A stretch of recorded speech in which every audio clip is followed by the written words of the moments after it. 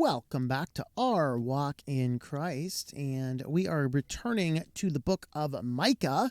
Now, last time we left off, we split Micah 3 into two parts, and we did woe to the rulers of the nation, and then we also did a woe to the false prophets. So we talked about that over the course and what was going on. And today we're talking about gathering the nations. And this might be another one we split into 2 weeks. It's kind of, I don't know. I have 34 slides, and that's a lot. And so I don't know how far we're going to get today, but we are going to talk about gathering of the nations. And this chapter breaks down into a couple of different elements. So we're going to try and find a peaceful, graceful stop if we have to, because we're going to be talking about gathering up the nations. And then God has already chosen his people and his place to gather them to. He grabs up those of his remnant, and then we have a final battle scene. And so we're going to go ahead and get started here. Of course, before we do, you can have a look over at the website at ourwalkinchrist.com if you are interested in any of the books that we have written or the newsletter, which, I don't know, we'll eventually get the newsletter out. But anyway, with that, though, we'll go ahead and start talking about Micah 4 here. So the gathering of the nations. So we're going to break this down. Verses 1 through 5 talks about a peaceful gathering. And the section deals with the millennial reign of Christ, where Jerusalem will be the central hub of government. So the first two verses here, Micah chapter 4, verses 1 and 2, it will come about in the last days that the mountain of the house of the Lord will be established as the chief of the mountains. It will be raised above the hills, and the people will stream to it. Many nations will come and say, "Come, let us go up to the mountain of the Lord and to the house of the God of Jacob, that he may teach us about his ways and that we may walk in his paths. For from Zion will go forth the law, even the word of the Lord from Jerusalem." And so in this, God has already chosen Jerusalem. There is no direct verse that says Jerusalem is the city, but it is extraordinarily clear contextually. Deuteronomy 14:24, if the distance is so great for you that you are not to be able to bring the tithe, since the place where the Lord your God chooses to set his name is too far away from you, when the Lord your God blesses you. But then we see over in 1 Kings 5:5, behold, I intend to build a house for the name of the Lord my God, as the Lord spoke to David my father, saying, your son, whom I will set on your throne in your place, he will build the house for my name. This happened in Jerusalem. This is the statements of Solomon, and where was the place established? Well, it was actually established just outside of Jerusalem, like north of the city, where the angel of the Lord came down and was striking the nation. It was striking the nation because God did a census, David did a census, which God did not command. And he sees the angel there, and he stops and he buys the property immediately, and he sets up an altar, and that is what stayed the plague's hands. That is the exact place where Solomon built the temple. But we see here David had this intention. 1 Kings 8:17-20, it was in the heart of my father David to build a house for the name of the Lord, the God of Israel. But the Lord said to my father David, because it was in your heart to build a house for my name, you did well that was in your heart. Nevertheless, you shall not build a house, but your son, whom will be born to you, he will build the house for my name. Now the Lord has fulfilled his word which he spoke. For I have risen in place of my father David and sit on the throne of Israel as the Lord promised, and have built the house for the name of the Lord, the God of Israel. So this place that God has chosen, his name, is in Jerusalem. And then, of course, in Zechariah, we see a return to that place. Thus says the Lord, I will return to Zion and will dwell in the midst of Jerusalem. Then Jerusalem will be called the city of truth, and the mountain of the Lord of hosts will be called the mountain holy. And so here we see clearly Jerusalem is the place where God has chosen. Now, the people are going to come to the center to see the splendor and to learn the deep lessons about life. It's like the pilgrimage to the Buddhist temple to figure out what the Buddhists have to say about enlightenment. Only this is really God who can actually teach you. And that really is the important difference. Now, the new center is going to draw people with a new heart that seeks God. This is a common thing that we find that in not common really, a couple places. Ezekiel says it twice.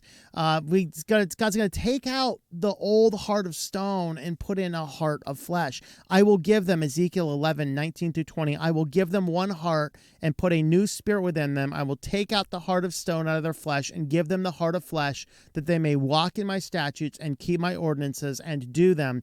Then they will be my people, and I shall be their God. That is what Ezekiel has to say. But the people are drawn to God because of the transformation. This is what John says. No one can come.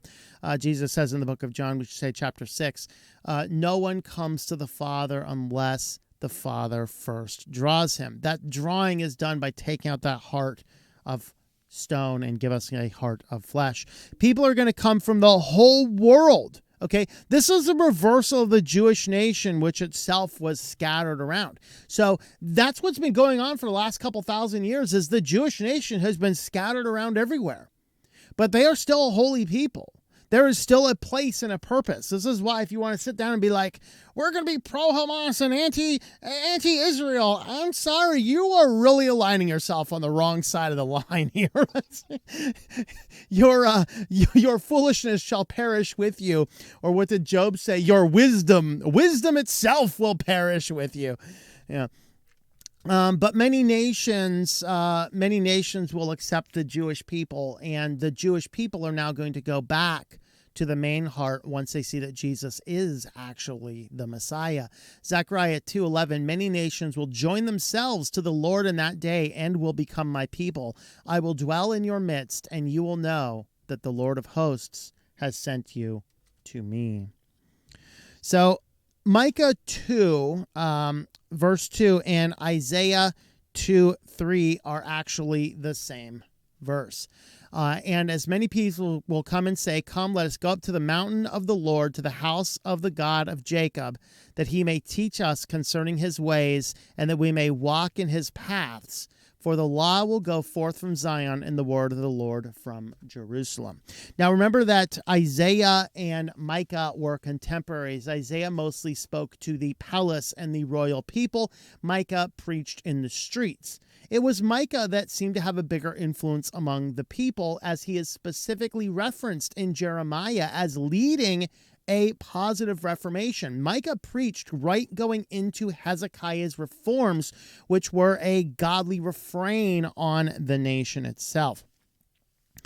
Okay, so they're the same verse. So they were either coordinating their message together. Did these two know each other? Were they sitting down at the local Lambsgate Cafe down there, sipping on some wine, talking about messages? Oh, I got a great one, guys. I got a great one, Micah. Come, let us come to the mountain of the Lord, to the house of the God of Jacob. Oh, this is great stuff. I'm writing it down. I'm going to preach it to the streets. You preach it to the palaces. Were they coordinating like that, or was it one spirit? The same God spoke within both men to two different places. Did they borrow from each other or not? We don't know. We do not know if the two prophets had a direct interaction or not, although we do know that they preached in roughly the same location at roughly the same time. But we do have evidence that Isaiah was more preaching to the palace, and the Micah more preaching to the commoners on the street. So, but they had the exact same words. Now, Micah 4:1-5, we go on with verse 3, and he will judge between many peoples and render decisions for mighty distant nations. They will hammer their swords into plowshares and their spears into pruning hooks. Nation will not lift up sword against nation, and never again will they train for war. So here we see a time of peace when weapons of war are no longer needed, and they are all converted into weapons of harvest and weapons of peace. Okay, true peace breaks out because of the ruling authority of Christ. I mean, think of it. Like, we have corrupt judges in our world, but this is not only a non-corrupt judge, this is a non-corruptible judge who judges completely righteously and who is not paid off by some multi-billionaire guy to cause chaos in the streets by looking the other way and letting criminals walk on the streets like we have today. No, you are found guilty. You are getting a just punishment. That is the way it is going to be. So crime and issues and war is a thing of the past. But notice that this is actually the reversal of what we saw in Joel 3:10. Beat your plowshares into swords and your pruning hooks into spears. Let the weak say, I am a mighty. Let the weak say, I am a mighty man. My apologies. In my excitement, I hit my microphone. My apologies for that. All right, so this is a reversal of the command where in Joel, it was a call to war. War is coming upon you. Take all of those weapons of the harvest and convert them into weapons of war, because there is not going to be peace. Okay, now this is actually a similar statement here in Micah. Where are we at here? Micah 4:3 is a similar statement here to Isaiah 2:4. He will judge between the nations. He will render decisions for many peoples, and they will hammer their swords into plowshares and their spears into pruning hooks. Nation will not lift up sword against nation, and never again will they learn war. So once again, there's Isaiah and Micah at the Lamb's Gate Cafe trading out messages. I got a great one. We're going to get rid of all these weapons of war. Can we talk about peace? Everyone loves peace. Except the current fallen state of man, but Now this period that we're talking about, that Isaiah is talking about in 2:4, and that Micah is talking about in 4, where are we at? 4:3? Oh boy, bingo! Yeah, these numbers going out all over the place. All right, this is a time when Christ is on earth, and this is why he has that name, Prince of Peace. Isaiah 9:6, a child will be born to us, a son will be given to us, and the government will rest on his shoulders, and his name will be called Wonderful Counselor, Mighty God, Eternal Father, Prince of Peace. That is why it's Prince of Peace. War has been abolished. You have no more swords. You have pruning hooks. You have plowshares. You have no more swords or spears. You don't need those things. But Micah goes on, verse 4. Each of them will sit under his vine and under his fig tree, with no one to make them afraid, for the mouth of the Lord of hosts has spoken. So this is a time of total peace. The nation last knew over 250 years earlier under Solomon. Solomon was the last time of peace for the nation. Okay, think of that. 250 years of war. We have in America here, we've had roughly 200 or so years of general peace. Of course, it's getting crazier and more chaotic now, so maybe it's time that we start taking our implements of harvesting and convert them into implements of swords, defensively. But at the same time, we're getting to the point where it becomes sometimes dangerous. I mean, that's why I'm kind of out here in the desert. I mean, I don't want to deal with all the people of society right now. I can interact enough and get these messages out from the peace of these glorious mountains and hills beside me, and it's just such a glorious time. But at this time, you can sit under your vine, you can sit under your fig tree, you can rest, you can really enjoy the time without worrying about, is somebody coming around the mountain? Are you going to get mugged? Is some beggar going to come up to you begging and cursing you out for money? It's something that happened not too long ago. I was up in Merced, just doing some laundry, and there's almost bum coming up. I'm like, I don't have anything for you, man. And he starts cursing me out. It's like, dude, get a job. You can walk around, go get a job, push carts at Walmart. Okay, you're capable of pushing carts at Walmart. Go get a job. Stop accosting people who do not give you money. I do not have the money to support me and you. You are able-bodied. Go get a job. But. That's the problem. Think about the days of peace, though. 1 Kings 4:25. Judah and Israel lived in safety, every man under his own vine and under his own fig tree, from Dan even to Beersheba. from the days of Solomon. Remember, we talked about this back in the Amos study. When you see that Dan to Beersheba, remember Dan was the most northern city of any significance, and Beersheba was the most southern city of any significance. So this meant the whole realm of Israel, the whole strip of Israel, complete peace. Very related to this verse here. So this is from Kings. David hard won the battles that led to peace and prosperity. Solomon maintained the reign under the rule of law. Christ comes back and restores that in Micah. That's what we're seeing there. All right. And so Zechariah, of course, also references this peaceful time. Zechariah 3:10, in that day, declares the Lord of hosts, every one of you will invite his neighbor to sit under his vine and under his fig tree. All right, so that is what we see there. Now, as we go on, we wrap up the first part here, Micah chapter 4, verses 1 through 5, with verse 5. Though all peoples walk each in the name of his God, as for us, we will walk in the name of the Lord our God forever and ever.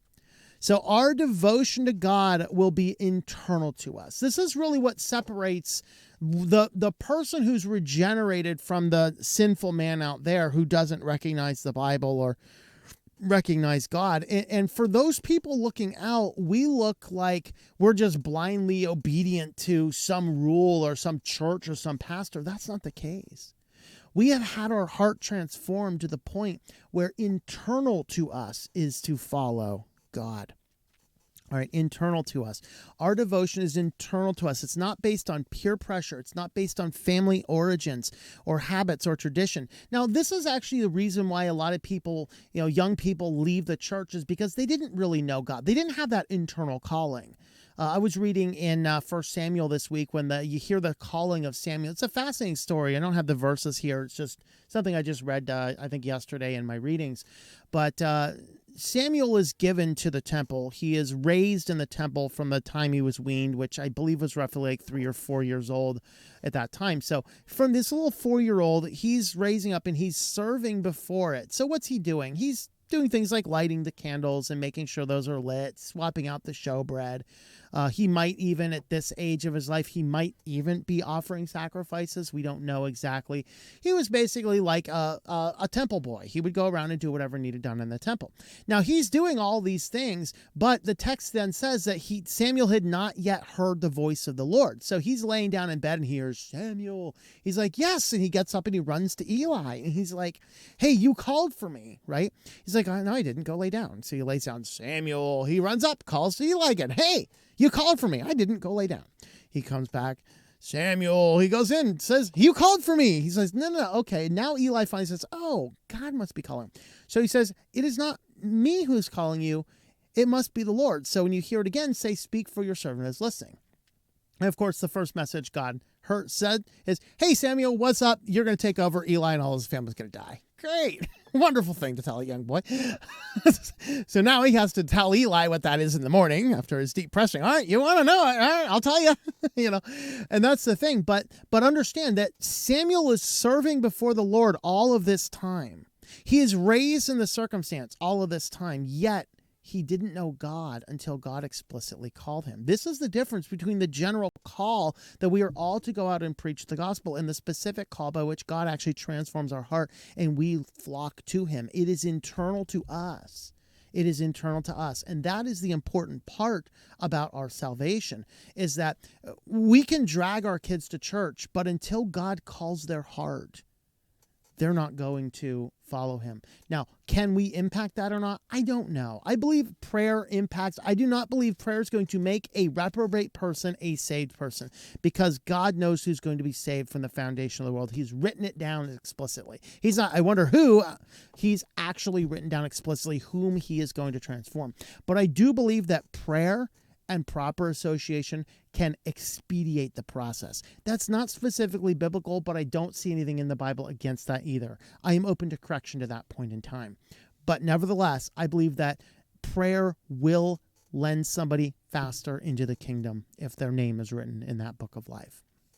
And so that is the thing, is that our kids, we dragged them out to church, but if we are not living lives consistent with the Bible, if we're showing up to church because, oh, that's just what we're supposed to do, or if we're showing up to church and then living Monday through Saturday, sowing wild oats and going to church on Sunday and praying for a crop failure, if that's the way we're living our lives, our kids see that and they're going to walk away because they just see you as nothing more than a stupid, zealous, religious hypocrite that doesn't actually know God. And they might be right.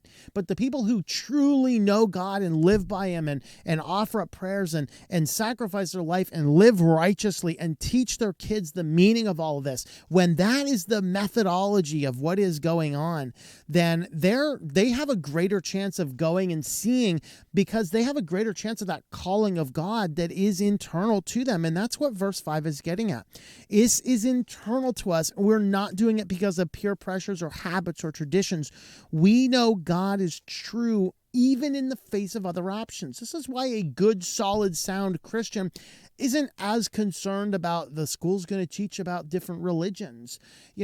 Teach your kids what the true religion is and have real conversations, and it won't be a problem. Now, this verse here, all the peoples walk, each in the name of his God. As for us, we will walk in the name of the Lord our God forever and ever. Now, this is a very, in my opinion, Calvinistic verse, because the people are unrattled as to who they will follow. They are unrattled. They're not worried about all of these other verses. I'm not out here as a Calvinist trying to coerce everybody to follow my God. I'm there preaching the gospel and letting God decide. Joshua 24:15, very similar like this. If this is disagreeable in your sight to serve the Lord, choose for yourselves today whom you will serve, whether the gods which your fathers served, which are beyond the river, or the gods of the Amorites whose land you are now living. But as for me and my house, we will serve the Lord. You see, there's a lot of elements to this in Scripture. There's elements like, hey, those guys, they're just outside the city. They're doing their thing, but they don't have our blessing in the end times. But that's it. There is a time when the true God openly reigns, but others still follow after other gods. Understand that. In that reign, in that time, even in the end of Revelation, I didn't pull this verse up, but if you go and look at the very end of Revelation, there's all these people in the city, and it says outside the city are all these other guys. Pagans will be pagans, man. Pagans will be pagans. We need to preach the gospel. We need to love and serve all of mankind and understand that our salvation is coming. We need to repent, turn to Christ. I think that this is a great stopping point. We're 23 minutes in, and I think we had a lot of text here. I don't know if we might have to split this one into 3 weeks. I don't know. We'll see. But first 5 verses there really is dealing with this millennial reign, this time of peace, the people whom God has chosen. He has transformed. He has given them this new heart. This is that effectual calling, the irresistible call. These people follow God internally, not because they're supposed to, but because they are compelled to. That is the thing. If you're not compelled to serve God, get on your knees and pray that God would compel you to serve him. With that, guys, thank you for watching. Once again, you can have a look over at the website at ourwalkinchrist.com, and you can have a look over there, poke around, look at the books, look at the shops, and things like that. With that, thank you for watching, and hope that you enjoy your daily walk in our Lord.